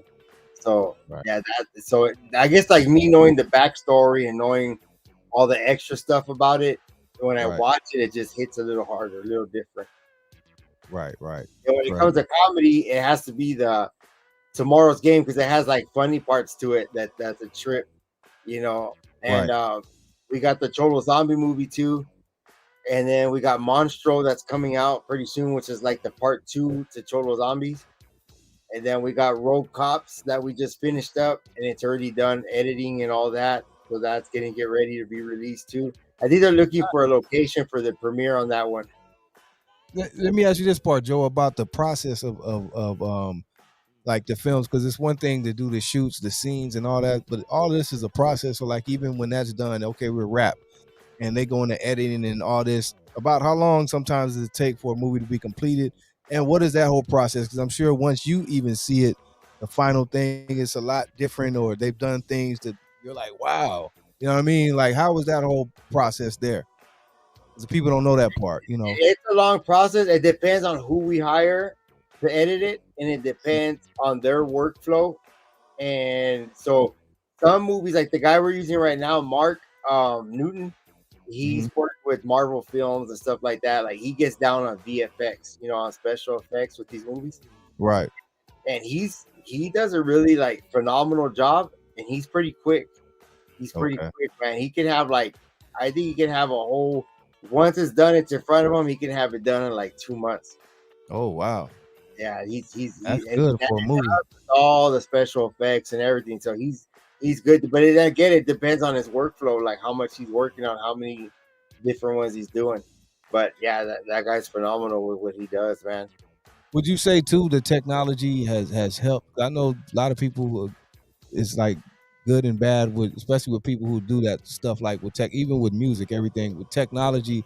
You think it's helped a lot more for like even that process, or for people to do more, or do you think it's kind of a cheat code, or it hinders, you know, No, editors and things like? What do you think about the technology and where it's gone? what? Oh, see, when you look at that stuff, like say VFX, like you're working on the FX for movies, right? It takes a special person to go to school to learn about computers, learn about these programs, learn, and it takes a lot of time, man. And then I can imagine these dudes probably have hemorrhoids from sitting all day long at their desk, Right. man, because it's a lot of hard work, man. So it's kind of like an actor. You really have to brush up and you got to keep up with the latest technology, the Right. latest updates to each firmware that you're downloading. And so Right. it's a lot of work, but it is easier than what they used to do with all Right. these big panel boards and all Right. these stuff they used to use back in the old days with the reel-to-reels and all that. Right. So Right. actually using film footage, having to splice and dice, Right. and then getting even the audio lined up perfect. That's That's a a lot of lot. hard work. Just that alone, I wouldn't even want to touch that. Like I Right. do it before, and I'm like, forget it. I have patience, but I don't have that much patience. But I Right. think Right. social media and I think technology, electronics have helped everybody, the music Yeah. industry. Because if Yeah. or you have a flow, even if you're lousy, you could be the best rapper or the worst Look at rapper. auto tunes. Look at auto tunes. What that Put shit did. auto-tunes in, and if you have money, you can go get a camera, get some homies together, and you can start making music videos and putting Right. them online. I mean, think about like these football players. They would have to wait for a scout to come to their colleges to see them play, and then it got to the point where they could do their own reels and send them out to scouts and different Right. NFL, or whatever, and they were able to shop themselves out. Like, think about if they were able to do that in the 70s and 80s. Yeah. And Wow. if you think about it, man, technology helped them too. And Yeah. technology helps us. Like, It's a gift and a curse though, but it helps a lot. But it's a I'm not gift. going to get into the whole racist stuff, but Yeah. like Hollywood is primarily a certain culture, right? And Right. Hollywood genre. But now we, as Latinos, as blacks, as colored people, we can make our movies with our own cameras, and then and have it edited and whatever, and then we can shop it out to all these platforms that are out there. We can shop it out to Tubi, we can shop it out to, or put it on Amazon Prime. Like there's areas where, or people we could send it to sell it, or just to put it on there and make Right. revenue to make another movie. And then you never Right. know, like Napoleon Dynamite took 400,000 to make, and it made 44 million. Mm. So you think about that, the movies that are independent films, Yeah. if you can roll the dice and you can hit that one good one. Like with Right. these guys with Blood In, Blood Out, Boulevard Nights, American Me, man, they got blessed to be a part of this movie, because look at 30 years later, Yeah. there's people lined up blocks and blocks to get their autograph. Right. So That's incredible. to be part of something like that, man, yes. Yeah, that's incredible. That's incredible. A blessing too. What would you say, Joe? You prefer more the acting or the producing and things like that, behind the scenes or in front of the camera? I enjoy the challenge of in front of the camera. Mm-hmm. Behind the camera, I enjoy, it's a different kind of challenge, because you got to make props. You got to, like, I don't have to, but I do. I pick up trash when I'm on set, Right. and I figure, like, if my boss, the one that owns Cedar Films, if he can walk around and throw away trash and clean up, why can't I? Right. Anybody else, and it's all about just always staying humble and always knowing your place, but always being able to say, you know what, let me pick up this trash. Hey, here comes some people. Let me say hi to them. Hey, how you guys doing? You guys are part of the cast. You guys are extra, blah, blah. And just be good to people. You know what I mean? You don't have to be a jerk or think you're all this and that. Like, yeah, always be humble, man. Always be cool, because where you're at today, you might not be there tomorrow. You know what I mean? So, yeah, because, karma, man. Karma's a bitch. So, yeah, bitch, for real. Yeah. I'm glad we learned that as we get older. I'm like you, like the more I've grown, and I'm not gonna say it even in recent years, just things of that nature, karma and how to treat people goes a long way, man. You know what I mean? A long way. Yeah, And it's like today, my son was going down the hill, and Pearl, go ahead, bro. he got sideswiped, and Mhm. the lady hit him, and then he told her like get out the freeway because there was nowhere to park because the emergency lane was shut down. And so when he was getting off like that, she boned out. He left, Wow. so it was a hit and run. So I went down there, and it wasn't much damage, but you could see the whole side was scuffed up. So I think with some like rubbing compound, I can get it off. But I just told myself, don't worry. I go, karma come back to her anyways. I go, she's probably gonna be all scared all night anyways, thinking that somebody got her license plate or something. Right, exactly. Because Yeah, you're not gonna, and we learned it's not gonna, karma, bro. You know what I mean? It's a receipt. You got to pay for everything. God is always watching. My big homie said, try to live like God is watching you at all times, and you probably do better. it's true, man. He It's is. true. He is. Yep. He So is. we're not perfect people, but we try our Right. best. There you go. There you go. What do you got coming up? I know you, like you just said, we got stuff coming up. You're gonna be looking for film. Like what's coming up, Joe, in the future we can look forward to. We keep be looking for. We're gonna be doing Chola Zombies. Oh, In Chola Zombies, we have got some big names on board with that one that I can't talk about right now to the contractor sign, but that one's gonna be the next level of what Cholo Zombies and Monster was. It's gonna be taken to a whole different level, and I know it's gonna be comedy, man. It's gonna be straight up comedy. And then we got Rogue Cops Part 2. We just finished Part 1. Now we got Part 2's already written, and they're getting ready to start shooting that one pretty soon. And like with Part 1, we had like Ernest from the Mayans TV show. He was in it. We had a lot of good people in Rogue Cops Part 1. And it's right. Rogue Cops Push to the Limit. It's when cops like have had enough, when enough's enough, the good cops, and they take so much from the general public and they snap. So it's a trip, man. It's a trip, but it's Wow. all with a good message, though. It's all with a good message. Right. We got to be looking for that. Like everything. Give us the rundown. We can find like Kilroy's on Hulu. You got stuff on Tubi. Like, where can we go check out the movies? Because it's the weekend. Yeah. People can go binge watch or check them stuff out now. You guys check out Chicano Hollywood, the app. You could download it on your Fire Stick and stuff like that. And he has a lot of free movies on there. There's some that you can pay for, like $1.99, $2.99. But on that one, Kilroy's on the Chicano Hollywood app. You guys get a chance, go on there, download it, support it, because Johnny, he runs Chicano Hollywood, and he's really pushing our movement out there. He's really getting us solidified in the entertainment industry. That we're able to do our own movies, that we're not just gangsters in movies, we're not just thugs, we're not just the bad guys. You know what I mean? And so the guy is doing phenomenal work down there. And if you guys get a chance, go under Chicano Hollywood on Instagram, follow him, and go on the app, support the app, and you can see a lot of phenomenal movies that were directed, acted in. If a Chicano was involved in the movie, then it's on that app, that Chicano Hollywood app. And Chicano Hollywood. And Kilroy's on there. I think Cholo Zombies is in there too. Yeah, and as far as the other ones, I'm not sure. But also Kilroy is also on Amazon Prime, Tubi.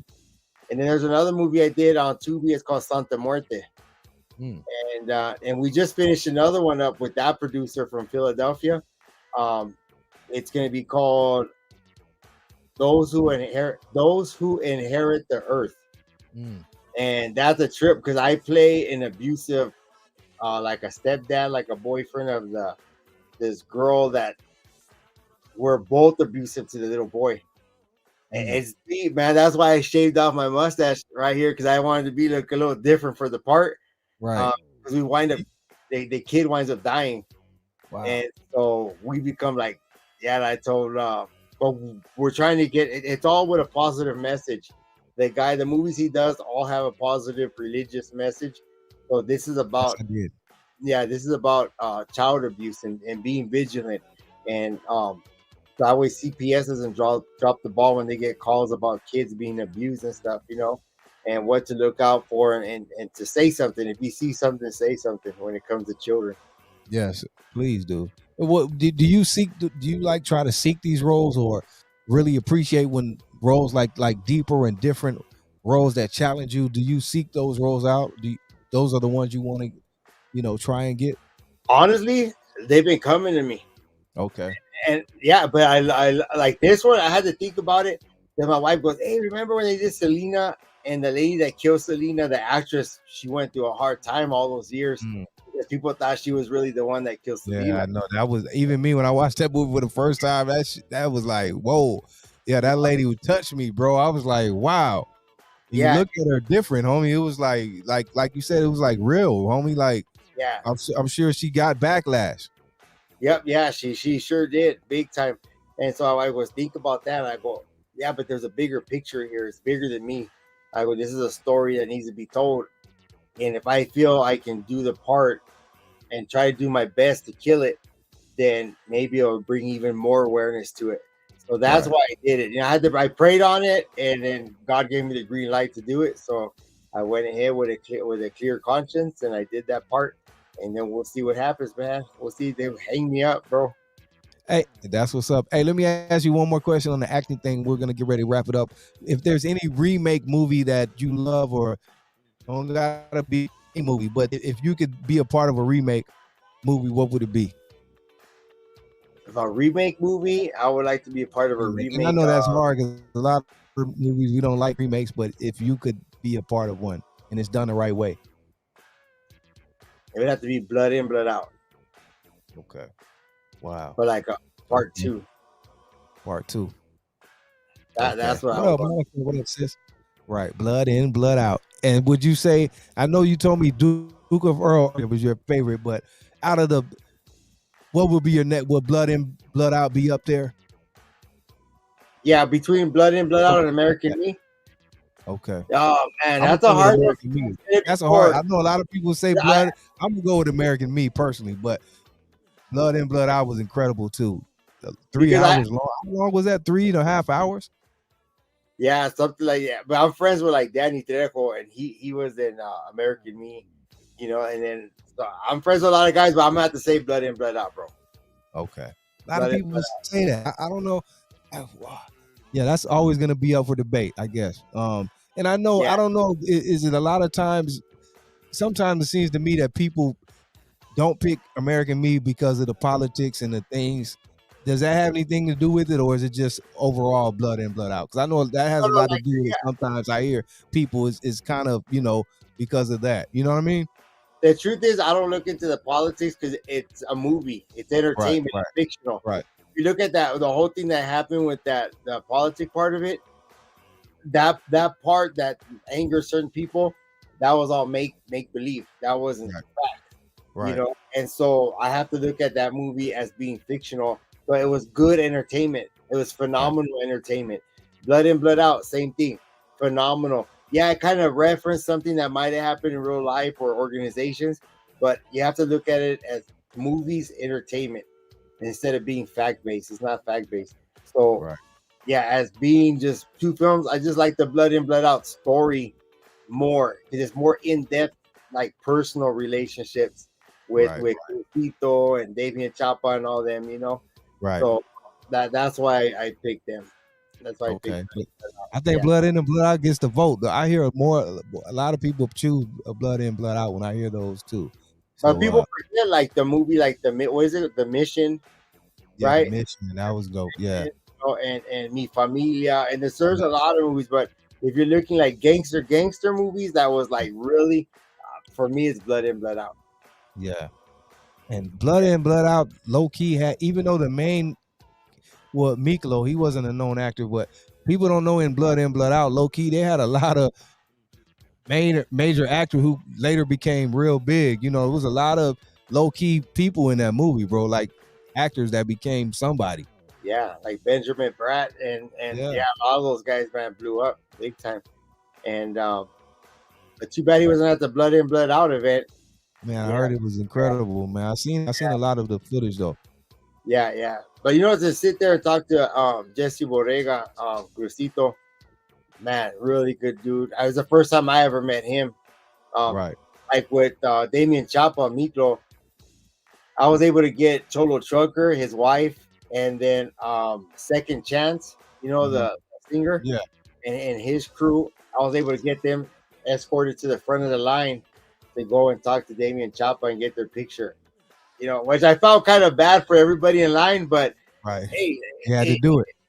if I have, you know what I mean, I'm blessed to be able to Right. do Right. it. I did Right. it, you know, Gotta and take advantage of it. we're able to get in there, get their pictures, blah blah blah, and then roll out, you know. But Right. yeah, I you know, sometimes it's good to be able to do that, you know. Right. Yeah. Well, Big Joe, I want to hold you. I want to ask you one more thing, and not to go kind of negative. It's not negative, but I just want your take, like all this stuff going on, positivity. But what do you think? You know, it's a lot of negativity going on, especially with this internet right now, and a lot of the stuff trying to throw us off track, and even with people we know. You know what I mean? What do you think about all that? And what do you think? Because there's a lot. Because we talked about the youngsters a lot, but sometimes it's our counterparts, older homies, and the youngsters see that. You know what I mean? What do you think about all that? And what do you think we need to do, man? I don't know. It's getting out of hand, man. It's It embarrassing. is embarrassing. It's embarrassing. I see it all, and everything that we see going on. Like, I know all these people, Right. and it's at that point where I just wipe my hands and God bless you guys. I hope you Right. guys have a, you know what I mean? Because yeah, we have to lead by example. A lot of these channels, they talk about unity, positivity. They talk about, you know, being like gang diversion or Yeah. keep kids off drugs or like everything positive, right? But when they get And they into fall into the same traps. The yeah, BS. but when they get into all this YouTube drama and they want to be too hard for the YouTube yard, you know, it's like, oh man, like really, like everything you're saying that you want to be like this or you want to do this, but yet everything's going down like this. It's nasty. It's ugly. It's like, man, it's embarrassing, man. That's just my opinion on it, and I I stand agree. on that. You know what I mean? Like I I stand on. agree.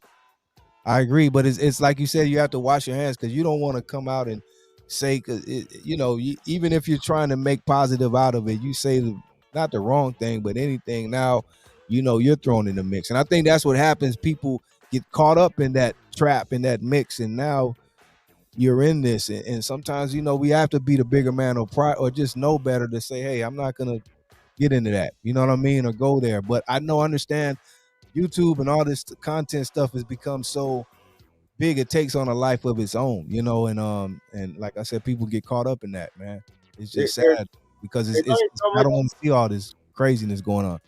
There's only so much you could do. You can call certain people and say, hey, and like you said, it's kind of like the big homie thing. You want to call them and hey dog, like this and that. Yeah, you call him once, you call him twice, but then after that, you're like, okay, he's obviously he's not listening or they're not listening. Right. You know, so you know, you try to give that advice, and they're kind of like the youngsters; they don't want to hear it. You know, right. It's like, okay, well then you do you, man, you do you, and I just don't want to be part of this train wreck. Right. And that's all it is. That's all it is a train wreck. It's gonna crash, and we see it now. It's like I seen some stuff today. I was like, wow, this stuff is getting out of hand, man. It is sad, homie. Like, but I don't know. But straight up, dog, like that's why with you, man, with G-Lew, I don't have to worry about that. You don't have to worry on here and coming on here and getting railroaded or right. getting like asked to be caught up into something that I shouldn't be caught up in, you know? Right. And so, and that's why, like, I applaud you, man, for what you do. Everything you do is on the positive. You know, you play the music, you do the interviews, and everything you do, nothing can come at you. Nobody can come at you with funk because you don't get your time. You don't step into that. You know, so I appreciate you, man. That's why you got everybody here following and watching you and loving what you do, man. Your content. Just keep it straight, keep it solid, and you're always gonna be successful. You know, thank you, bro. Stay true to your character. And when you step out of your character like these other guys, then everybody's gonna be like, okay, another one. Yeah, another one. Does, dog. And there's so many people waiting for that, homie. Like, you know, waiting for you to, you know, crash. You know what I'm saying? Because that's what they love too. You know, unfortunately, you know what I mean. So you just got to stay aware and like you said, lead by example, bro. So That's what I'm always do, man. I'm gonna stick to that solid on me. So thank you, Big Joe, for that, man. And thank you.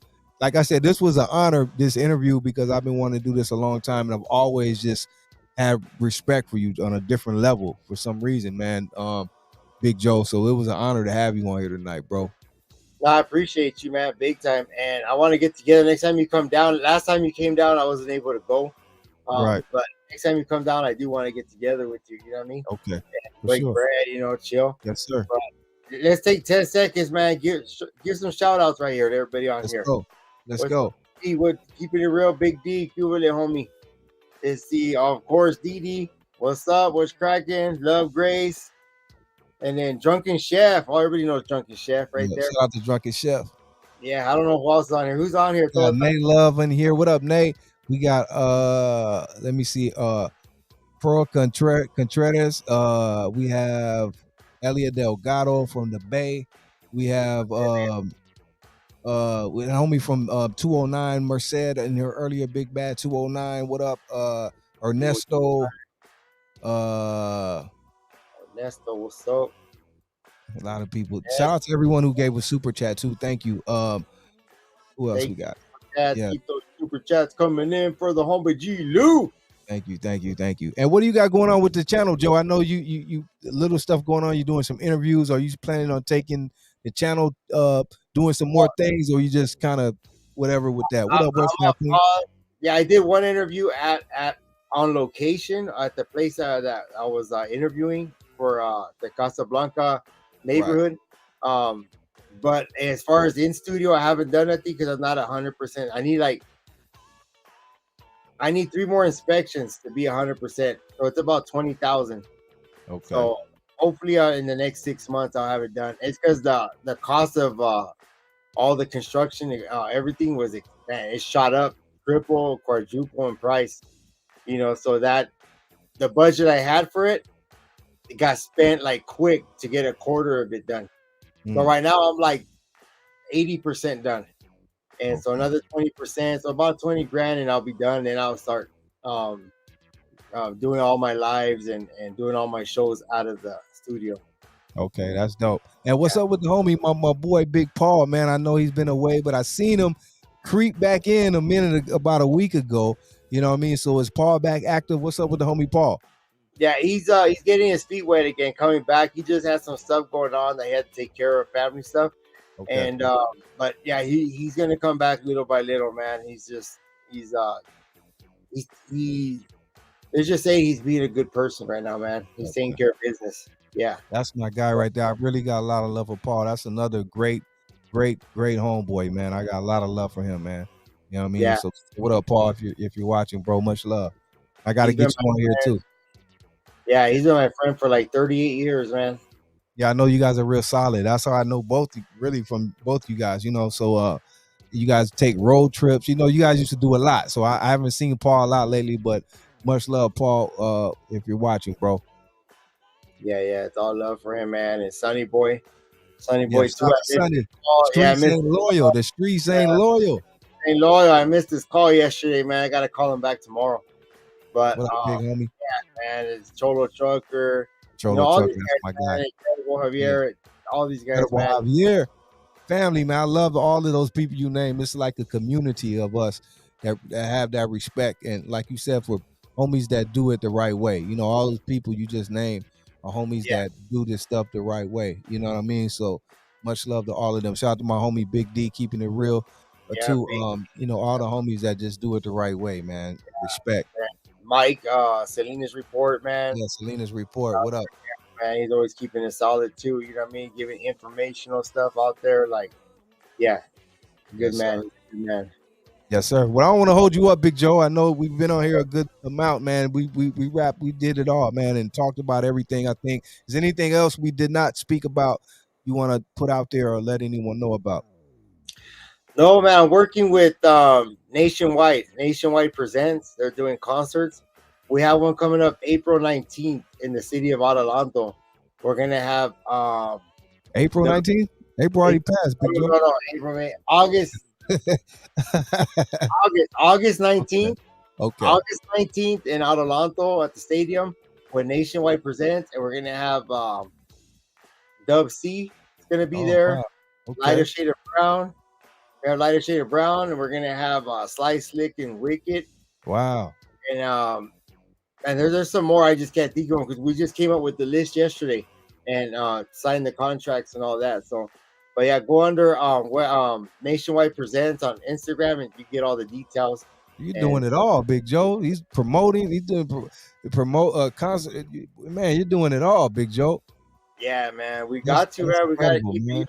Yeah, the homie that owns Nationwide, he's a friend of mine, and so we're doing this together right now, man. We just brought Vatos and Biclas magazine on board yesterday, and La Catura magazine on board yesterday. So they're going to be helping with the event also. So it's a car show, a bike show, and concert all in one. That's dope. Yeah, it's going to be phenomenal, man. We gotta get you out there, man. Maybe you can broadcast live from location. Yes, sir. Let me know. I'm there, bro. Whatever you need from me or whatever I can be a part of, I'm all in, homie. Let me know. All right, we'll do that. We'll have Big D out there. He can put the stage together for us, man, with big muscles. And he can get on the grill too. Big D is a low key chef. Big D and drunken chef, but Big D, get Big D out there too. Was that a challenge? Is that a cook-off? Yeah, I put it out there. Oh, put it out there. I think I'm hearing that right now. I'll be the Put judge. it out there. All right, hey, man. That's what we got going on with Nationwide. And as far as any other events, I'm working with a lot of events, but that's the one that I'm working with. You know, tomorrow we're gonna be out there in San Bernardino with Gene Chandler, his last concert, and he's the one that sings like the movie, sings the song "Earl." Daddy's Home, like he's got a lot of great hits, and he's retiring. Tomorrow's his last performance. Wow. So we're going out there. DJ Cazal is throwing that one. So I'll be out there tomorrow getting my boogie on, man. That's right. Well, Big Joe, much love and respect, brother. I'm not gonna hold you up. We've done it, man. Thank you again so much for joining us, homie. And it's an honor and a pleasure, bro. And thank you again, man. And God bless you, bro. Much love and much success. Continued success. Nah, you too, man. Appreciate you. It's a blessing just to be on here, man. All love and respect to you, man. All love and respect to G-Lew and everybody on here. Appreciate all of you. All of you. Yeah. There it is. Well, thank you again, Big Joe. Go follow him, the _official _ Big Joe. Is that it on IG and YouTube? Yeah. Even if you just put the official Big Joe, it pops up. Yeah. Come up. Yeah. So go follow, homie. We'll do another one. But I have you at the premiere first. Yes, sir. Please, sir. And thank you again, homie. We'll be in touch. Talk to you soon. Much love, Big Joe Castro. Classic. Class act. Yep. And thank you, everyone, again, who joined us tonight. Good night, everyone. We'll be back. I think DD's off tomorrow. We're not sure, but we'll be back on Sunday for Oldies Rule Forever Sundays. Joe, I know you tap in from time to time, but we'll love to, see you on Sundays. We play all the oldies me and they love, man. So everyone, we'll see you Sunday night. Everyone have a great weekend. Stay blessed. Get it for success. And we love you all. Peace and love. We're out of here. Thanks again, brother. I appreciate you. Looking at my rollie, it's about that time. It was a 8:30 and 8:45. Heard my phone ringing, so I picked up the line. It was the homie Maniac calling on FaceTime. He said I'm in the studio cooking up that slime. Just made a hard ass beat with a smooth bass line. So I think it's time for us to get back cracking. It's back to the 80s shit, got me back rapping. Cause back then it was a different kind of action. It was all hustling, wasn't no trapping. It was only one time, wasn't no 12. You either had the Cartiers or Los or the Gazelles. If you was a baller, then you had the SkyTel. If the page said 911, that meant help. It's kind of crazy how we got this shit cracking. In the late night, G-Lew with Maniacin'. Yeah, we about to take flight. Red Eye, LAX in the late night. Wake up in the morning and turkey bacon and eggs with some OG Kush, orange juice and some bomb head. I ain't got a lot of homies cause they all dead. And if they ain't dead in the flesh, they in the feds. Some only friends now with some dead prayers. I don't conversate a lot, I just keep it to myself. Rolling through the city in my all black Benz, reminiscing on them hard times way back.